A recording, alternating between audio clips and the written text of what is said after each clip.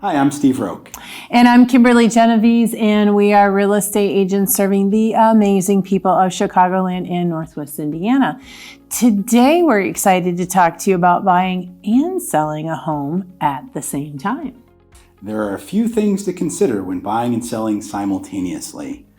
Most first-time sellers never think about how tricky this process can be until they do it. Yeah, definitely. That's right.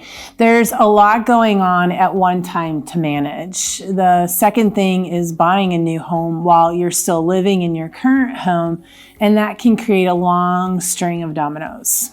And if just one of these dominoes fails to tip over on the line, the whole thing falls apart.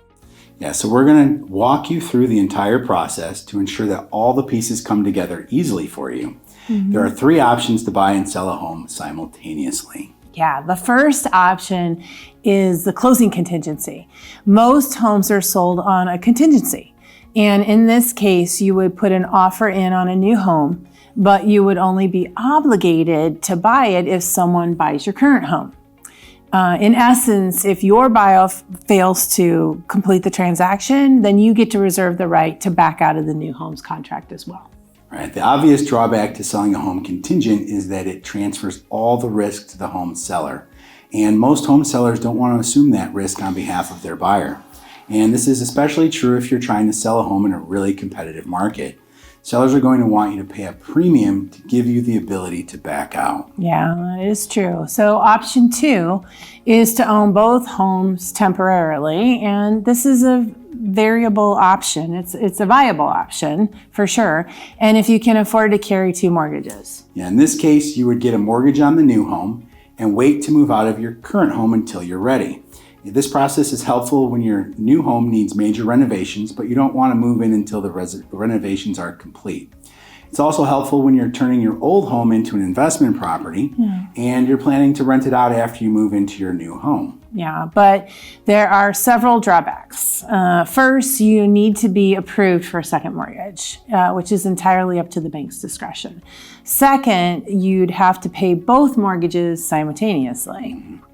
Third, you can't apply the funds from the sale of the first home towards the purchase of the second, which means basically you need to come up with the out-of-pocket down payment expenses. Right. Yeah.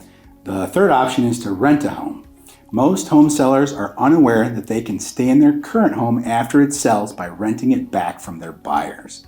Yep, it's called a rent-back deal. In this case, you would get all of the proceeds from the sale without having to move, which gives you both the time and money to purchase a new home. Yeah, of course, the big drawback is that it transfers the risk to the buyer, and many buyers are hesitant to take the risk of renting their new home and prolonging their own move-in date. Yeah, again, buying a home when you have a home to sell can be tricky business. I've seen transactions where there are 5 or more families where all buying and selling contingently, which creates a really long string of dominoes. Yeah, it does.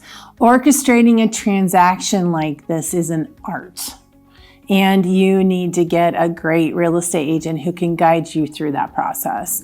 If you've got any questions about anything we've covered today, or if you're thinking about making a move, please feel free to message us here or text us at 630-866-3733. We're always happy to answer any questions you have. Yeah, thank you so much for joining us today. We'll see you next time. Bye.